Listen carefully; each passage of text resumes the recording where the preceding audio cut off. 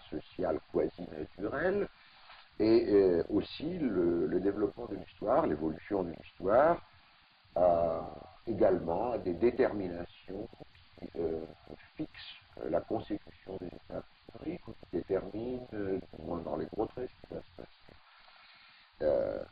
Quand on creuse, ce que j'ai été amené à faire devant l'échec évident du marxisme pour interpréter les phénomènes de la société contemporaine, on constate que ces tentatives ne tiennent pas, ne sont pas vraiment tenables.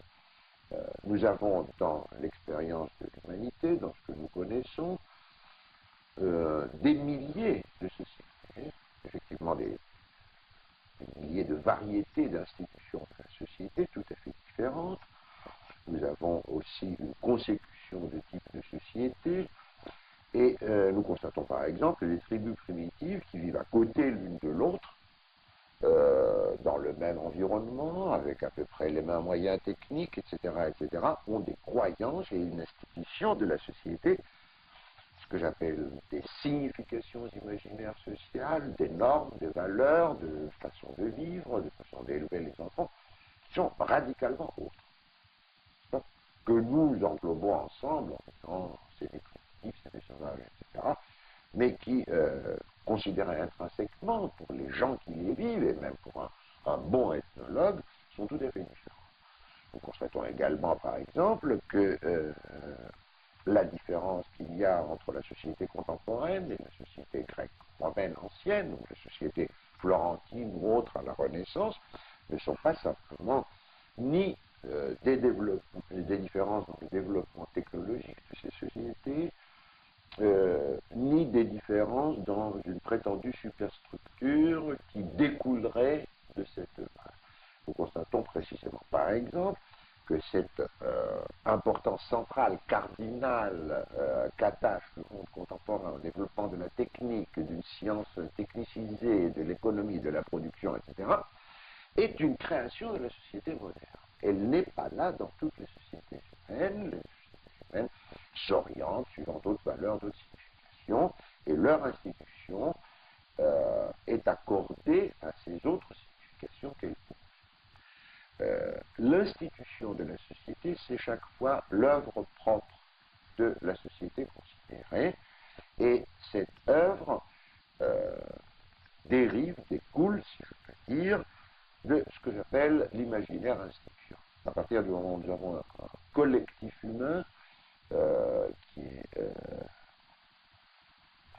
doit vivre ensemble, les individus doivent vivre ensemble, on reviendra sur la question des individus, il émerge un langage, il émerge généralement des croyances religieuses, il émerge des lois, des valeurs, des normes, des orientations de la vie, etc. Nous ne pouvons pas, et l'enquête historique et ethnologique le montre, réduire toutes ces significations et ces institutions à des causes dans le sens tant soit peu précis du terme. Donc il faut revoir la notion d'explication historique. Il faut absolument revoir la notion d'explication historique, et là nous rencontrons tout de suite une de ces complexités qui rendent à mes yeux la philosophie et la réflexion passionnantes, c'est que il y a les deux éléments qui sont toujours tissés ensemble. D'un côté, nous avons certainement des consécutions causales, des activités qui sont rationnelles au sens qu'elles visent à un certain résultat et que pour obtenir ce résultat, elles tentent toujours de choisir les meilleurs moyens, etc., etc. Mais cette dimension n'est qu'une des dimensions et elle est constamment pénétrée, arrosée, si je peux dire, perméée par une autre dimension qui est la dimension imaginaire. Quand quelqu'un essaye de la façon la plus rationnelle possible, étant donné les moyens dont il dispose, à obtenir une fin, pourquoi c'est cette fin-là et pas une autre? Pourquoi les Égyptiens consacrent cette énorme quantité de ressources à construire des pyramides et non pas, je ne sais pas quoi, à étendre les forces productives ou à augmenter le bien-être général, etc. Pourquoi les Parisiens au XIIe siècle consacrent cette quantité fantastique de ressources à construire Notre-Dame ou les Chartrois, la cathédrale de Chartres, etc. Ben, parce que ce qui donne sens à leur vie, dans le deuxième cas par exemple, c'est la religion chrétienne. Bon. Il y a par conséquent une créativité de l'imaginaire collectif, qui est l'imaginaire instituant, qui pose des significations, qui pose des institutions, dans lesquelles les institutions, ces significations s'incarnent, et qui est créateur au sens que ces significations, ces institutions, on peut dire vraiment qu'elles viennent ex nihilo. Oui, elles ne découlent pas mécaniquement d'un passé, ni mécaniquement, d'un héritage. Ni fonctionnellement, ni logiquement. Et comme telles, elles n'ont aucune fonctionnalité. La seule fonctionnalité, si on peut l'appeler ainsi, c'est qu'avec elles, chaque société construit un monde qui lui est propre.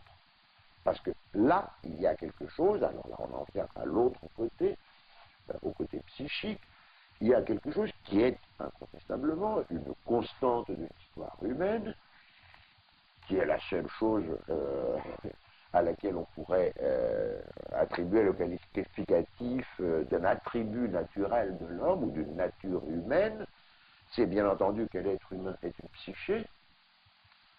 Je me réfère par là, si vous voulez, disons, pour comprendre facilement, à l'inconscient freudien, mais pris dans son acception la plus profonde, n'est-ce pas? Cette psyché, elle n'est pas simplement des pulsions, parce que les pulsions au sens vulgaire des instincts sont là chez les mammifères, elles sont là même chez les animaux, etc. Cette psyché est essentiellement imagination radicale. Et cette psyché, c'est un flux que nous pouvons constater chacun de nous sur nous-mêmes, un flux incessant de représentation, de désir et d'affect, un flux qui est largement immotivé, qui peut être conditionné par ceci ou par cela, mais qui n'est pas causé par ceci ou par cela, qui peut aller de la rêverie la plus triviale ou la plus innocente, jusqu'à l'invention, la création la plus extraordinaire, la plus géniale, etc. Alors, cette psyché humaine commence dans le nouveau-né sous la forme de ce que j'appelle la monade psychique, c'est-à-dire un monde clos sur lui-même, qui rapporte tout à soi-même, qui ne peut vivre que en essayant de produire toujours des représentations qui lui fassent plaisir, et pour lequel ces représentations qui lui font plaisir et qu'il recherche sont le prototype du sens. Du sens pour l'individu. Ça fait sens, ça veut dire ça rentre dans une place où l'ensemble est plaisant. Bon, et ça ne fait pas sens, ça veut dire ça ne rentre pas et ça produit une situation globale qui est déplaisante. Et cette psyché, avec cette imagination radicale, est essentiellement irrationnelle. Hegel disait que l'homme est un animal malade, l'homme n'est pas un animal malade. Il y a quelque chose de monstrueux même dans cette... L'homme est un animal fou, est un animal initiale. monstrueux. Oui. L'homme est le seul animal à qui il faut enseigner qu'il y a des champignons vénéneux et des champignons qui se mangent. L'homme est le seul animal qui est capable de trébucher. Les animaux ne trébuchent pas, sauf les chevaux que nous avons domestiqués, donc que nous avons obligés à dégénérer, si je peux dire. La psyché humaine n'est pas fonctionnelle. La psyché humaine cherche le plaisir, et ce plaisir est pour elle en même temps le sens. Si cette psyché humaine était laissée à elle-même, l'espèce humaine aurait disparu. Précisément parce que cette psyché n'est pas fonctionnelle. Or, il se trouve que l'espèce humaine a créé la société.